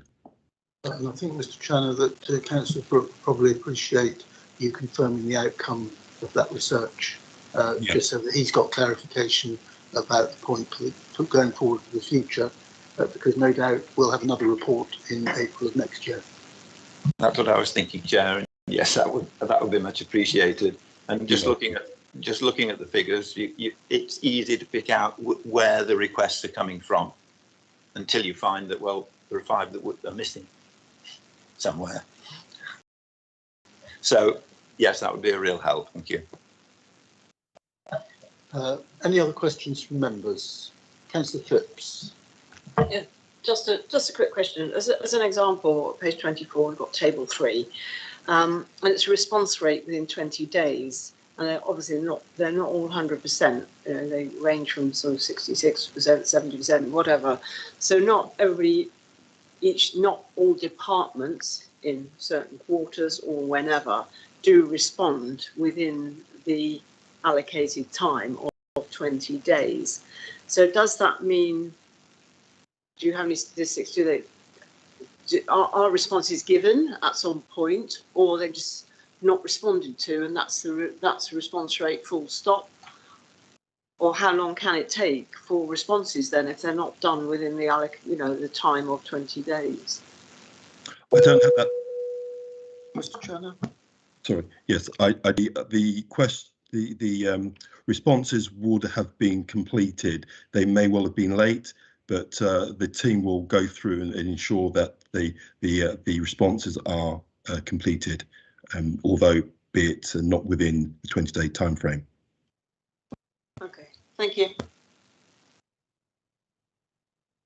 Councillor Brooke. Fine. Sorry to ask another question, but that response has prompted, and looking at this has prompted a further question, which is, if looking at this, you can pick out one service unit, for instance, that is significantly below all the others in terms of its performance, what sort of steps and actions are being taken to enable that particular service unit to up its game? And it isn't necessarily here related totally to the number of requests that come in. Can I possibly pick that up too? Yes, Ms. Nice, I think we'd want to hear about how that can then be escalated by officers. Yes, certainly. So we are working with the information asset owners in each of the service areas. There has been quite a high turnover in some service areas, particularly children's services, for example, where resources have been pulled away to elsewhere in the children's improvement journey. But we are working with every single service area to make sure that each information asset owner has the resources they need within their service. The organisation is also contemplating for some time in the future the possibility of whether we should have a slightly enlarged central information governance team in order to shift the balance a little between the service areas and the central team. But we haven't made that decision yet. We haven't made a recommendation on it yet, but we're just establishing at the moment whether or not the service areas have the resources in order to keep up what they need to do for their functions. Because what we can say is the number of requests coming in are not decreasing, but there is an improvement journey, even though we're not completely at our target yet. There is an improvement journey, and considering the background of the pandemic and so on, I feel that these steps are positive, albeit not perfect at this time. Thank you. So that, in my own mind, leads on to the inevitable question of resources. Is there a resource issue within here? And looking further forward, I suppose the role of this committee in this context is always about making sure that something such as information governance can be done to the right level, to the right standard. And if resources are an issue, then we need to know about it. We need to make sure the council does something that's just to rectify that. Indeed, Chairman. I think that the council, certainly in my experience since I've joined them, takes information governance extremely seriously. And I am able to represent at the highest level within CMB, any concerns I might have. I do feel at the moment we are sufficiently provisioned to keep the authority safe, but we possibly need to, as I alluded to before, slightly shift the balance possibly between the central and the extreme in order to make sure that that risk is fully mitigated. We have, as I said, had quite a high turnover in our information asset owners within the services. We also have a very small central team. And of course, we would always say that we might require more resources. Whether or not the authority believes the risk is great enough for that to happen is a matter for debate. But I think it's part of a wider resourcing issue that I'm in discussions with the leader, portfolio holder, and chief executive on in connection with legal services. I wouldn't say there is a big resourcing issue at the moment, Chairman, that makes me concerned about information compliance. I think that answers my question to the degree it needs to be answered, and it's about whether it's at an appropriate level, not an adequate level, but an appropriate level, and that's always going to be the issue. And I think we would want to hear back if that situation altered. We wouldn't want to be behind the curve, so to speak. We'd want to make sure that we were actually ensuring that the adequate resource was there to get it to the appropriate level. Certainly, thank you, Chairman, and I will report back after the outcome of my current discussions I'm in at the moment on resourcing, because I feel sure that there will be provision made during the course of those discussions. Thank you. And that principle, of course, applies, as we know, to all aspects that's under the scrutiny of audit and governance, internal audit and everywhere else. And we need to know that about resources, because otherwise we will always be somewhat behind if there is some catching up to do. Members, any other questions on this item? No? Well, we have three recommendations. They're all to note. Just for the tape, I will read them out as I always do. So it's recommended that A, the committee note the information governance performance management information for 2021-22, quarter 1 to quarter 3, December 2021 contained in this report. This includes requests received under the Freedom of Information Act 2000, Environmental Information Regulations, Data Protection Act 2018, and other agency disclosure requests. And B, that the committee note the composition of the internal governance team, and the committee note IG developments effected and or in progress, and the final internal audit report of March 2022. Can we agree to note those? Thank you very much indeed, members. That takes us on now to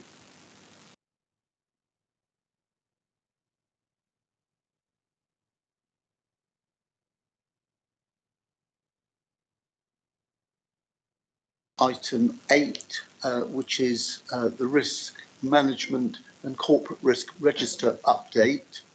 And what I think we need to do on this item is to hear from the head of service, Fiona Manton. So she'll give the overarching risk management introduction to this. And you'll see in your papers that there are 4 new risks that have been added at CR 17, 20, 21 and 22. And we have the appropriate officers online to answer any questions on each or any of those. And in addition to that, picking up the the risk management issues that we spent quite some time at a previous meeting discussing, because they were really relevant to the service provided by the council in terms of planning and customer services. And so we have the two key officers for those in case there are any further questions on those two items as well. So if we could take them perhaps in that order, and I will ask Fiona Manton to introduce the report. Ms. Manton. Thank you, Chairman, and good evening. This is the quarterly update to the Committee of the Council's Corporate Risk Register. The report this quarter outlines the changes in risk during the quarter, with the detail being provided in Appendix 1, with a summary of the updates in paragraphs 12 to 17. As part of the continuing development of the risk management framework, during this quarter, CMB also considered service level risks. The outcomes of these reviews are also included in this quarter's consideration of the Corporate Risk Register.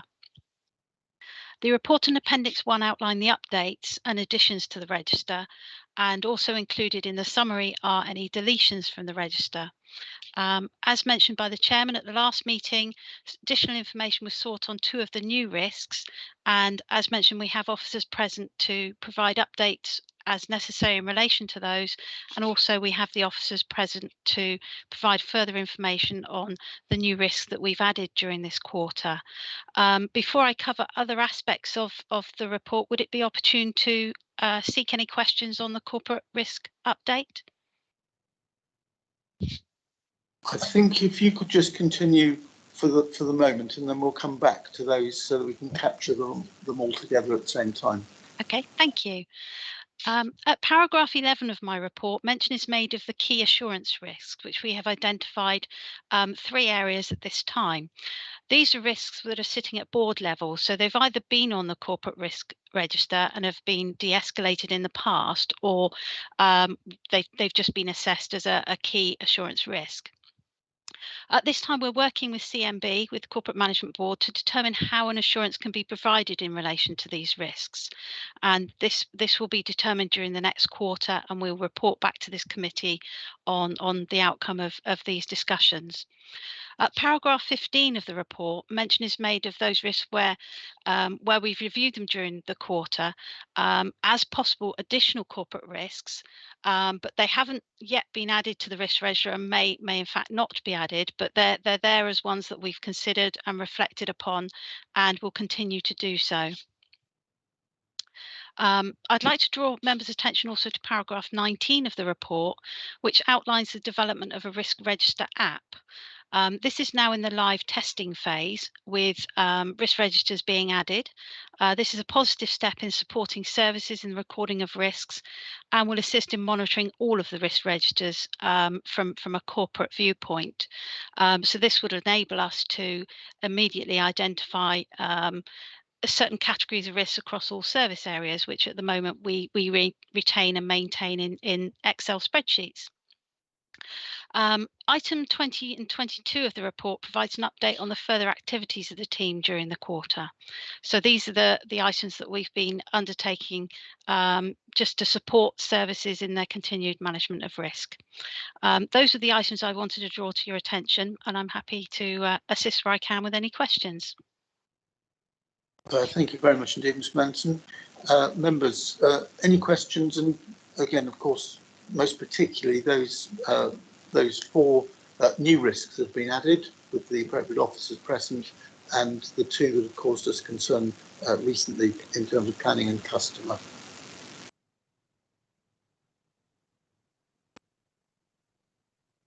Councillor Cox.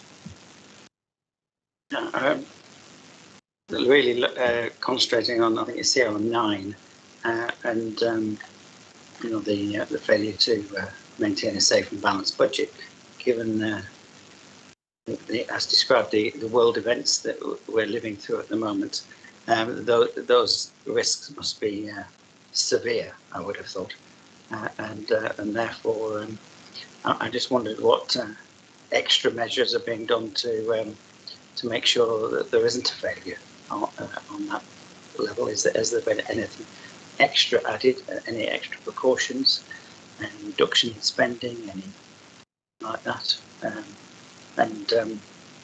One particular thing I was particularly interested in is the dedicated skills grant, because there have been movements recently with some authorities to make settlements with the government, and I appreciate BCP is not one of them, but what the implications of that might be on the basis. I think probably I'm going to ask Mr. Richards if he'd like to comment and respond, because work is underway, and I think it's probably best coming from our Chief Financial Officer than anybody else. Mr. Richards. Yes, thank you, Chair. And just to reiterate, as set out in CR9, we are acutely aware of the cost of living crisis, both on our community and on the council itself. With regards to the impact on the council itself, it is an issue that is very live, very high on the Corporate Management Board's agenda. We are meeting regularly with the leader and deputy leader and the chief exec, monitoring all the risks within the budget and the mitigation and strategy that will be associated with those risks. Specifically, with regards to cost of living, there are a series of conversations that are active with regards to what mitigation strategies the council can put in place to manage the impact, the inevitable impact that the cost of living crisis will have on the council itself.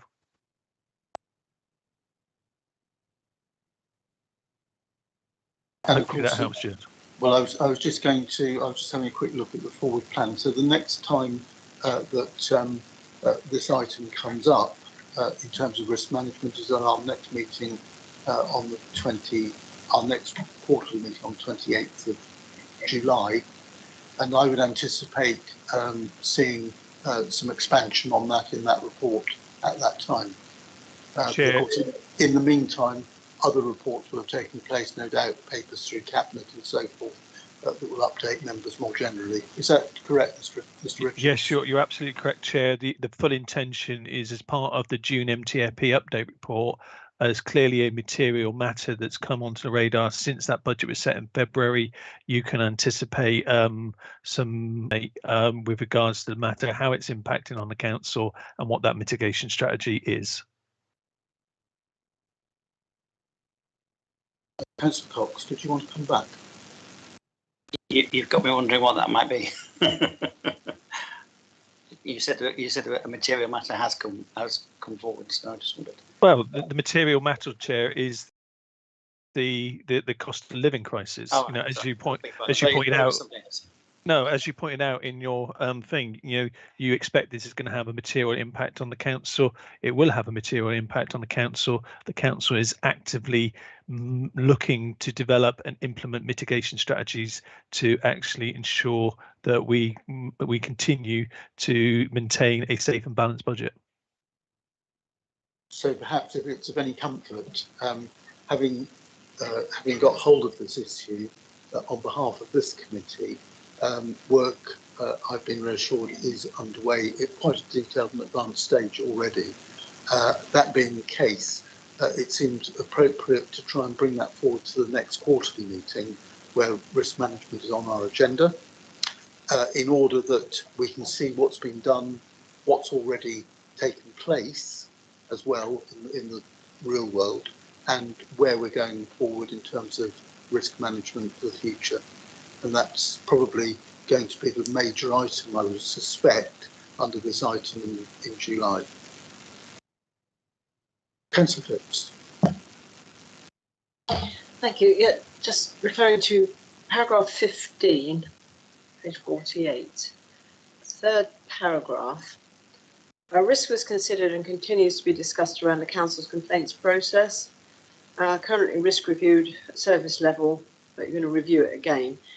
I thought we did discuss this here at one point, and we also discussed, and I think this was actually raised by Councillor Brooke at one point, when we had a risk register at one of the meetings, about not just the complaints process, this was part of it, but also the communication as to how residents are able to communicate with the council. I don't see it on here, for instance, via the website or via telephone. And I know that at the moment it still remains to be very poor.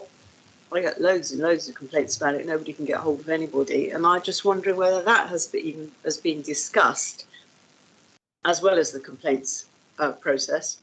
And is it on here? I am sorry if I've missed it, or what is the situation on that? Because we have discussed it here before. It was raised at this meeting some while ago. Indeed, when I introduced this paper, I spoke about 2 officers being available to us tonight specifically to pick up the areas of customer and complaints that we spent a lot of time discussing, and indeed planning services. So we have online, we have Matty Rowsett online for the first item, and we have Nick Perrins, Head of Planning, for the planning issues. Would it help us, do you think, if I ask those 2 officers to give us an update in both areas? Because the purpose of asking them along has been that we can then perhaps ask questions against what they tell us in terms of the update. I think it would be very helpful, yes. Right. So could I just deal with the customer and complaint side of the issue and ask Matthew Rowsett to give us that update, please? Yeah, thank you, Chair. In relation to the customer performance at the moment, I'd probably say that the customer contact picture remains a complex one across the entire council. It will do so, it will remain so until we have simplified our front door to the council, but work is taking place through our transformation programme to gradually do that. In the meantime, we have a corporate contact centre that handles about 18 phone lines, and then there's somewhat in the region of 180 other lines that are published that can come into the council. So that just kind of gives a picture of the complexity of what we're dealing with. However, in the meantime, before we make the transformational change that we're aiming to make, we are seeing improvements in most areas of corporate customer contact. And just a couple of examples of that in relation to some of our busiest lines. For example, the environment telephone line, we're now seeing 89% of calls answered in March. That's an improvement on previous months, particularly during the bin registration period, which annually we always get a huge number of inquiries from customers. So things are settling down on that particular line, and the call wait times are quite short. In relation to the general contact number, that's the 123456 number. That was down at 52% answered calls in December, and is now at 88% for March. So that doesn't mean that people from time to time are not going to experience a long wait. There are days, times of days, particular periods when there's a peak in demand due to a particular change that we might be involved in on a particular service. But it just generally shows on average there's quite a significant improvement in our corporate customer contact response at the moment. There is a particular area of pressure that still remains, and that's around the council tax and benefits lines. That we're seeing significant numbers of contact in relation to those services, largely as a result of some of the COVID-related benefits that services that are being offered, and we shortly are going into the energy rebate process, which will also inevitably generate significant numbers of calls. And just to put a bit of flesh on the bones of that one, in February we had 4,600 calls come into that council tax and benefits line. In March we had 11,200 calls, so significant uplift in call numbers, more than we can typically handle when they're all coming in at certain times of the week or of the day, which means that our performance in that area is around 63%, which is less than we would wish it to be. We've added more staff. There's 5 additional staff in that area, but the increase in call numbers has offset the increase in the staff. I would also point out that since we last spoke, the significant increase in investment for the 22-23 year is agreed. So we've got an additional £1.5 million to fund additional staff. And since January, we have welcomed 23 new members of staff into the service, which is helping on some of that improvement that I referred to.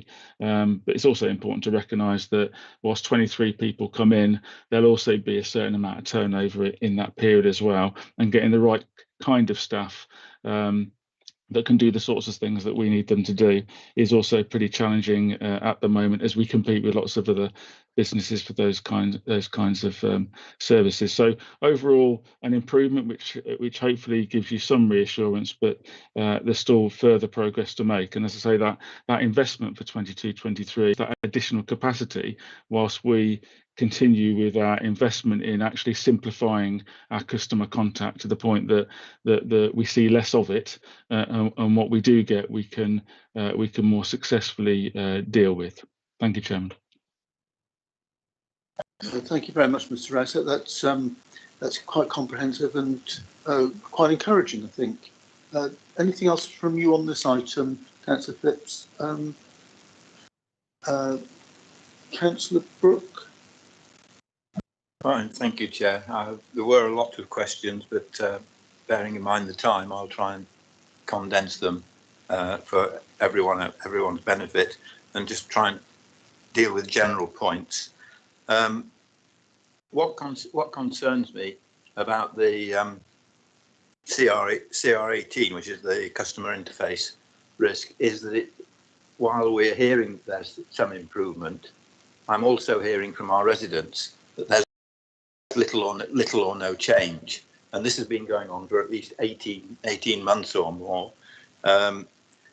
People who wait and never get a response, they get caught in a loop which keeps on telling them to ring or press 1, and that just keeps on going round. Or as in some instances, one instance I had, a person rang the general number or a specific number to contact. Person at the end asked what was required, what the issue was. The issue was stated, oh, I can't answer that, you need to ring such and such a number. The such and such a number was the one that he had actually rung. So there are issues there. I know there are issues from the scrutiny of SVPP, that their rate of performance is diminishing, partly because of the large number of enquiries, but also because they've had to use some of the general staff who are not trained in the facilities and issues relating to SVPP and benefits, and that's causing additional problems. So I agree, it's a very, very complex issue, but it seems to be taking an inordinately long time. I was promised 18 months ago that things would get better, but despite what you're saying, Matty, they don't appear in terms of the public to be getting better. And that raises an issue when we're looking at things like this. Are we actually taking on board the comments from the public in terms of how we are addressing the risk and trying to resolve it? Or are we continuing to still be very internally focused, just between the service units and the board that oversees it, and it's all internal discussion? Because there is clearly a lot to consider from the public, which could be of benefit. And I'm rather disappointed to see that, was it I wrote it down, CR1 has been removed, failure to respond to changing demographic. Well, actually what we're hearing, I've just been hearing, and the problems that exist in this public interface is a failure to respond to changing demographics, because there are issues for the elderly people who cannot use the computer, are forced to use the phone, and they're the ones that end up faced with the problems which have been going on and on and on. So I can't see why that particular risk has been removed from the corporate when it is the most fundamental corporate issue in terms of public relations and reputation for this council. So, Councillor Brooke, I'll go to Matthew Rowsett for the bulk of the issues you've raised. I'll go back to Fiona Manton about the removal of risk CR1 after we've heard back. Mr. Rowsett.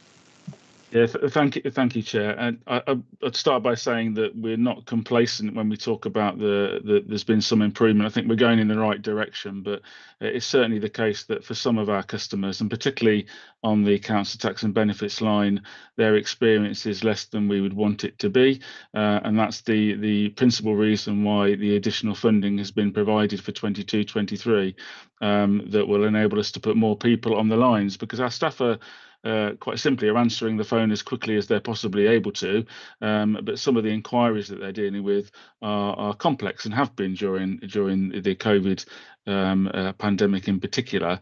So at the moment, the best opportunity we have is to have more people answering the phone, but it takes time to train those people for different kinds of lines. They can't all answer every phone line. So we are doing that. We're trying to recruit people as quickly as possible. But as I said earlier, we're competing for those kind of skills with other businesses as well. So just my main point would be that we are considering the customer's journey. We are trying to make sure that we look at it from the point of view of the customer journey. Whilst we're just at the moment trying to answer the phone, we're also trying to get underneath the skin of our customers' experience, so that we can design a process that works for a customer, which doesn't mean that they get stuck in a phone on a phone line. And also that issue around whether or not everybody can access services digitally. I think our strategy generally is that where people can and want to, then they should be able to, and where they can't or don't want to, then we have more resources then available to look after those customers on the phone. At the moment, we have far too many of both kinds of customer ringing us, and we want to spend more of our time with those that really need to talk to us. So that's the work we're doing, and it inevitably will take some time, but we are very committed to improving it over the next 12 months. Thank you. Ms Manton, do you want to respond to Councillor Brooks' question about the removal of CR1, please? Thank you. Yes. Risk CR1 was a risk around changing demography. It was particularly targeted at certain areas in terms of adults and children. And the decision to remove it was one which allowed us to perhaps focus on those risks more specifically for each of the relevant services. So following the agreement by CMB to remove the risk, we've gone away and looked at the specific services it was originally focusing on and asking them to review. So for example, some of the risks around children that are on your register currently and are showing this report have already been updated to reflect more around changes in demography, to include any additional factors that now need to be considered, and that will continue.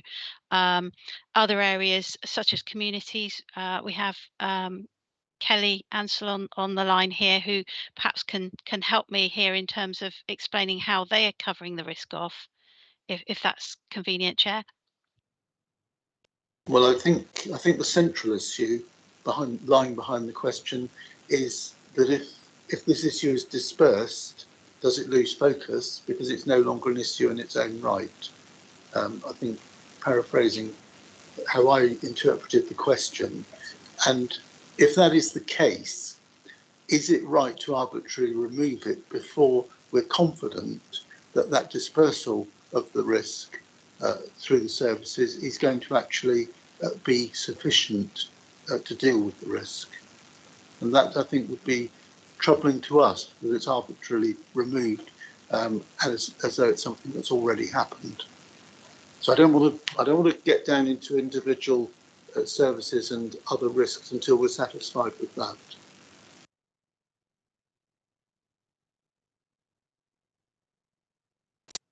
Mr. Farrant, I think you wanted to comment on this. Chief Executive. Thank you, Chairman. Just to add that bit of wider context to what Fiona's saying, I think almost the opposite of what you've just said was that we looked at CR1 and felt that actually it was being diluted because the wording was very general, and that it would be better placed in those specific service-based risks. So my sense is that we've actually strengthened the risk register by not having it, because it became a bit of a catch-all and it wasn't comprehensive. It was led by adults and children, but I generally didn't think it was adding enough value to our discussion about the risks that we faced.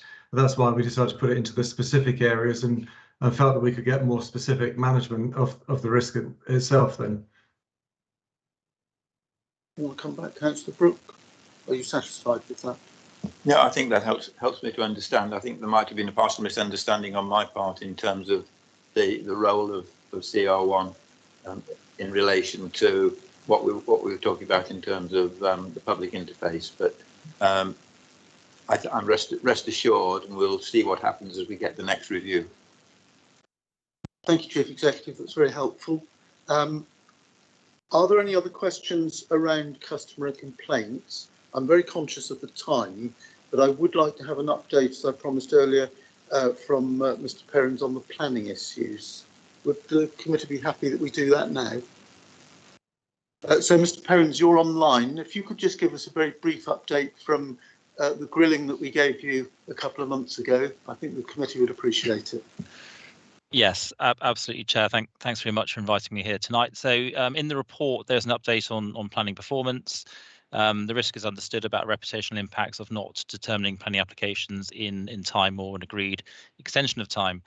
And the key risks around that are falling below government intervention levels, which would put the council into special measures, which would see the local planning system essentially taken away from local control, which is a very significant risk, and therefore we need to make sure the planning system locally does not get into that place. Now, those intervention levels are in the report. For major applications at 60% need to be in time or more, and for minors and others at 70% in time or more. And the statistics for the last financial year show that the council is significantly above those intervention levels, which is positive. So there is no risk of the council being put into special measures. That's the first thing to acknowledge. But obviously we want to be exceeding those stats from this last year far higher than those 83, 79, 85% reported. And you can see there's also a statistic about what we've achieved in the last quarter of 21-22, and the performance in the last quarter.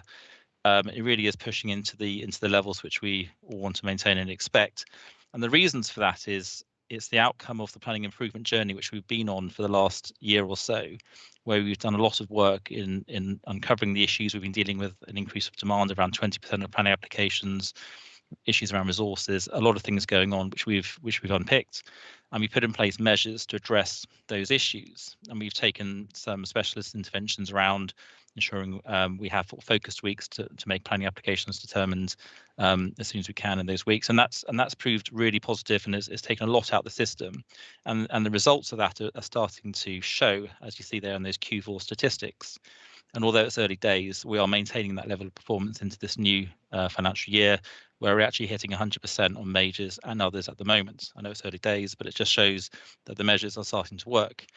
Having said all that, we also want to move to the next level and move the system away from using extensions of time where possible and very much focusing in on 8 or 13-week determination timeframes. That's where we want to be. So there's a series of mitigation measures which are going to be implemented over the next few months to help us to do that, and they are listed in the report, and it's around recruitment. We've had a recruitment drive which has been partially successful. New planners are arriving, permanent planners, which will help with our capacity. We're moving to a single planning system which should be launched hopefully later in the summer, which will be a key step forward in terms of harmonisation and making sure the teams are efficient as possible. We put in place a new interim structure, which is very much around making sure the officers have a closer network of support, and it's more around performance management and weekly demand management on workloads and aspects like that. And we have brought in some agency staff to help with capacity to get through the workloads. But again, as part of our recruitment drive, we're going to phase that out over time and very much return the service to one of permanent staff levels. We're working with our customers to improve communications. We're bringing in new process around Section 106 and other aspects of harmonisation to improve efficiency. So there's a lot happening, but also we're not going to be complacent. We're not there yet. We recognise that, but we have moved forward. I think the performance shows that things have improved, but we still have a way to go. And yeah, we can't let up now. So over the next few months, we'll continue forward, and hopefully by the end of the summer, we would have stabilised the system back into very much one which is in time rather than out of time, which will benefit all of us. Thank you, Mr. Perrins. That's very helpful. Members, any questions regarding the planning service? Councillor Phipps. Hi Nick, thank you for that. I think you're probably aware that I probably know the answer to this, but others might not. And I think that's why I want to ask it, because on the risk thing here, it's got the work streams and the things that are being done to help improve everything. And one of them is use of agency staff to add further capacity to bring the workloads within deliverable tolerance. I've got a bit of thing about all the agency staff that we have to keep bringing in. I find, you're aware of this because I spoke to you about it, that some of them don't live here, they live miles away, they work virtually. And while they might have a bit of a tick box and look at a few policies, they basically, it's not ideal, that they don't have any local knowledge whatsoever. And I just wanted to ask when we're going to get away from that and be able to be in a position to have local staff that do know the area rather than agency staff from wherever in the country. Thank you. Mr. Perrins. Thank you. Yeah, I agree. That's where we want to be. We want to have very much a permanent staff base, which you know, as far as possible, live in the area. That's where you want to be. In terms of when we'll get to that point, well, we're going to go out for our recruitment drive part 2 very shortly. So I think in reality, we're looking at some point towards the end of the summer as we come out the other side of this focused effort. So it's not going to be instant. There will be a role for agency to play. But at the same time, the agency staff are professional planners.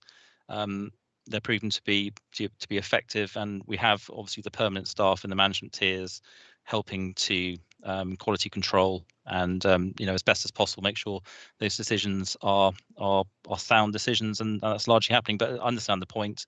We do want to move away from agency, and that's part of our plan, is to very much shift the work base to permanent. But it's going to take a few months to get to that point following recruitment. Thank you. Well, I'm pleased to hear it's only going to be a couple of months. Thank you very much.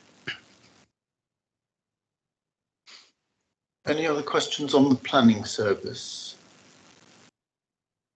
Okay.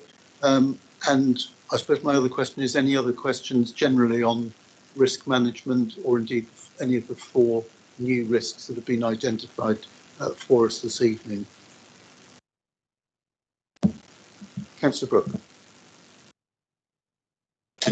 Specific question, but it's general, in terms of the fact that I would like to know how the gross scores and the net risk scores relate to each other, and whether, because of changing circumstances, the gross score ever changes, because we're only getting we're getting this quarter's view. I haven't got last quarter's diagrams and things to hand.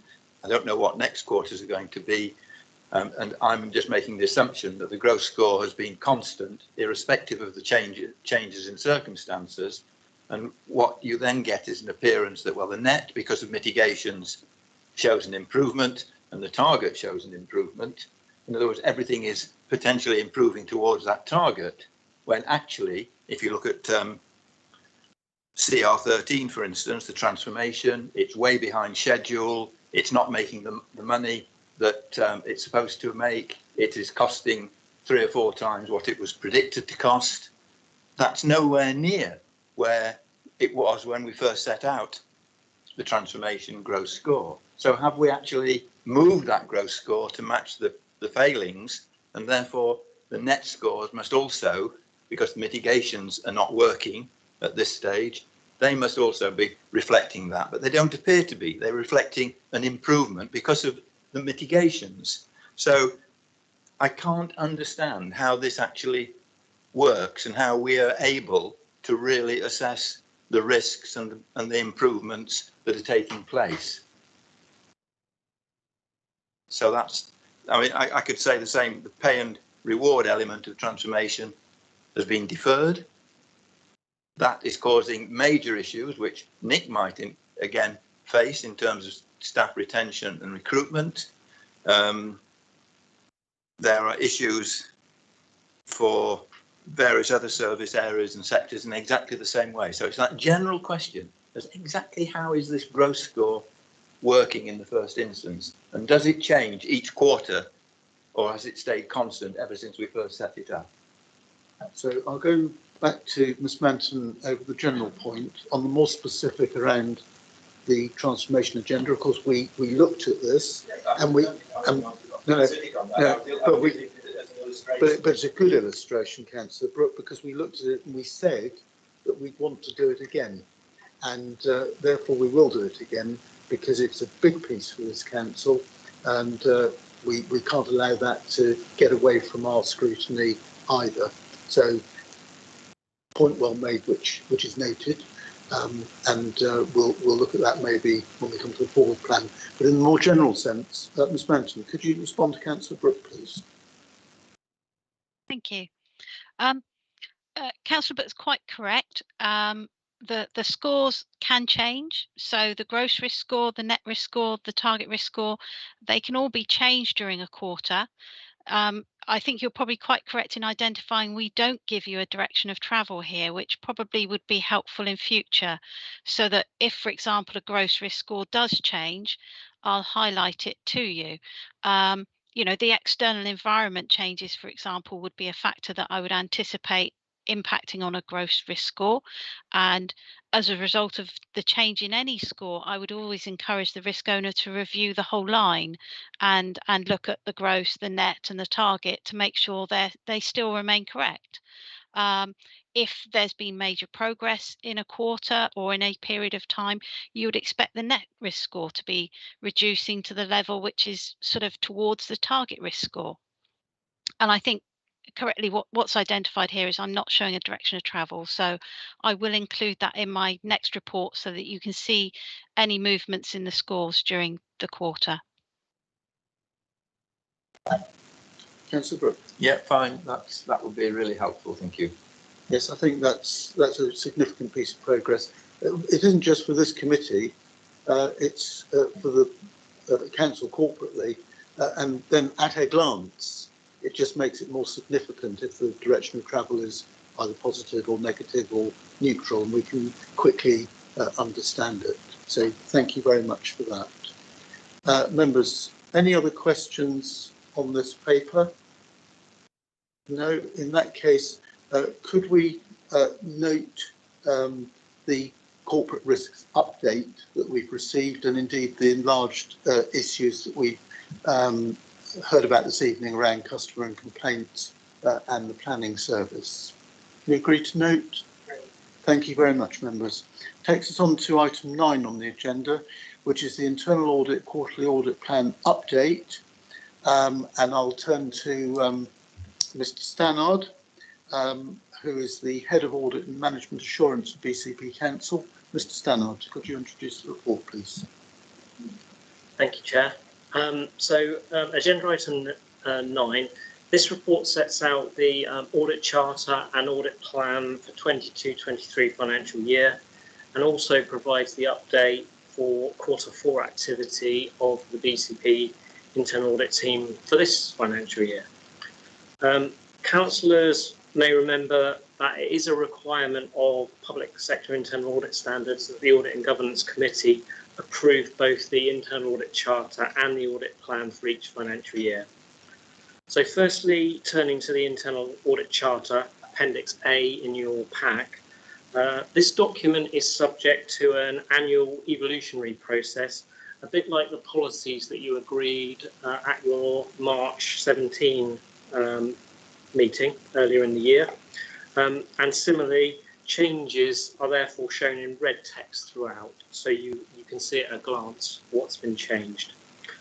The key changes this year are described in paragraphs 7 and 8 of the main report, and you'll probably again recall that BCP internal audit team was subject to a SIPFA review of compliance with public sector internal audit standards, and it's a couple of suggestions and recommendations flowing from that review that now feature in the changes to the charter.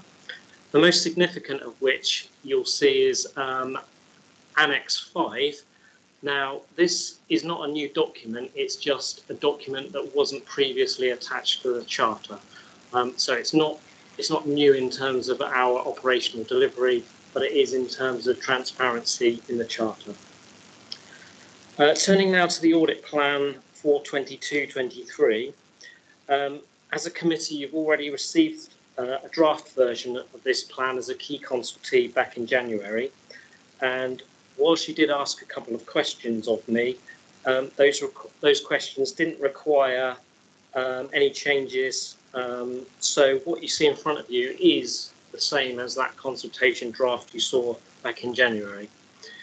I would just like to reaffirm the asset management audit position as read out earlier in the session about the residents' question. So if you turn to Appendix B, page 105 of our packs, you'll see the very first line of that table. That's the 40 days that was mentioned in that question, and that's the audit time we've set aside for asset management for 22-23. The budget for the internal audit team is described at paragraph 33 of the report, and that's been approved by council. As the officer responsible for operational delivery of the internal audit team, I am required through my professional institute and the public sector internal audit standards to assure you as committee that that resource is sufficient for me to discharge my statutory duties, and I hereby giving you that assurance tonight. Finally, turning to Q4 update for the 21-22 financial year. To be clear, this is not the final year-end position.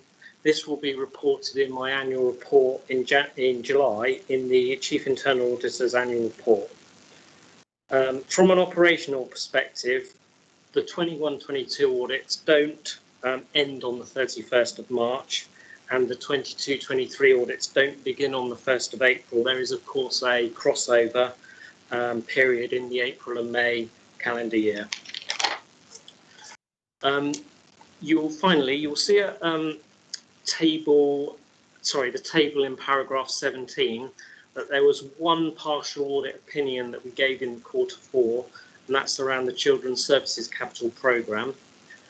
As required by the Charter, paragraph 18 then summarises what those main issues we found to be, and I can confirm that the Children's Corporate Director is highly focused on addressing these, and of course they do tally with some of the issues identified in the Ofsted inspection and the resulting action plan. So there's a bit of a synergy there.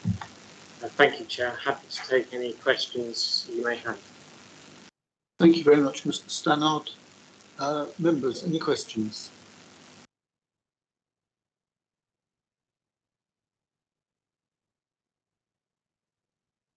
There are no questions for you, Mr. Stannard. Thank you very much for your report this evening. I'll move us straight on to the 4 recommendations. The first of which is that the committee is asked to approve the internal audit charter and agree that the chair signs the document to record this approval. This may be by virtual sign-off using email. Members, I'll take a vote on this one. Can you signify those who agree? I think that's unanimous, members. And the second for approval is to approve the internal audit plan 2022-23, including the detailed breakdown of Q1 audits. All of those in favour, please indicate. That too is unanimous.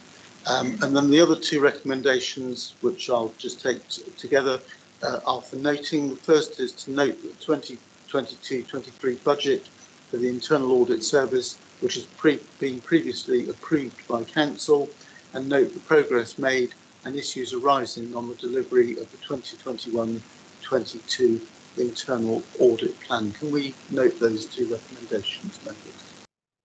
That's duly noted. Thank you very much indeed. Takes us on to item 10 on the agenda, which is the Audit and Governance Committee Forward Plan. Mr. Stannard. Thank you, Chair. Bear with me, I've just lost my place.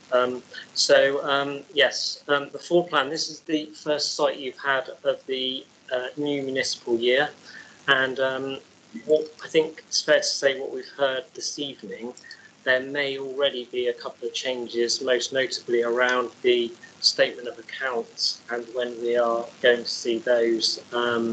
So we had assumed on this, for example, that our 9th of June meeting would be the date we would be looking at the 2021 sign off of the statement of accounts with Grant Thornton's opinion, but that doesn't probably feel like that's going to be the case. Nonetheless, we'll probably have an update. That'd be appropriate. So we'll try and factor that into any rehash of this forward plan. Elsewhere on the forward plan, there are a couple of extra.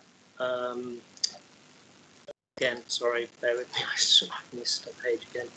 A couple of the ad hoc reports that you've asked for. So we'll see near the bottom. In our September meeting, we're planning a insurance arrangement review, and similarly in our December meeting, we're looking at risk management arrangements. That's the governance of risk management arrangements. Happy to take any questions or hear suggestions to adjust the forward plan, Chair. Just before we do, could I deal with the ones that you've raised, perhaps? So, the statement of accounts, even if 2020-21 is resolved, that is still going to leave us, no doubt, with 2021-22 as an ongoing issue. It seems to me quite likely in most circumstances, and from what we've heard this evening, without being unduly pessimistic about it, we could put ticks in all of those boxes for the new municipal year. And I don't know what the committee feel about that, but we're going to want updates. We're not going to, if we haven't got a result of either financial year, we're certainly going to want updates. And I will certainly be having those online meetings with Grant Thornton, again with the Vice Chairman, at a convenient moment halfway between each meeting. That's going to continue because it must do. So I think, unless anybody disagrees, that's got to be the direction of travel. And I think, again, it means that it focuses attention on the fact that we are closely monitoring this. The other issue I just wanted to raise was one that came up earlier on around the transformation agenda and progress and so forth. And we've looked at that separately outside of risk management in the past. We might want to look at it again as a specific agenda item to get a further update from officers to make sure that we are satisfied with the progress, and if not, what we're going to do about it. Would members like to see that on here at an appropriate moment? Mr. Stannard. Chair, can I just make the point there? We just need to be careful that we stick to our terms of reference. So it's our role to scrutinise the governance arrangements around the transformation agenda, but not necessarily whether it's meeting its targets, because that might be a more appropriate role for overview and scrutiny, or indeed council and cabinet. Thank you. Indeed, absolutely, Mr. Stannard. We would never exceed our remit.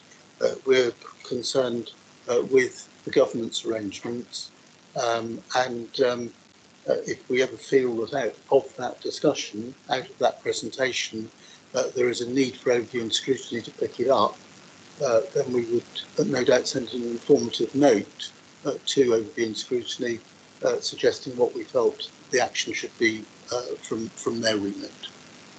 And that's standard with regard to anything that we're looking at in terms of governance, of course. But would members like to see that on our agenda at an appropriate time? I don't want to fix when it is right now, because I think we could probably benefit from advice on that.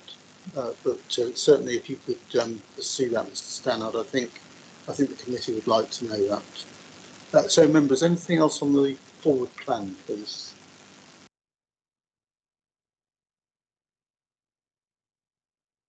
Very well.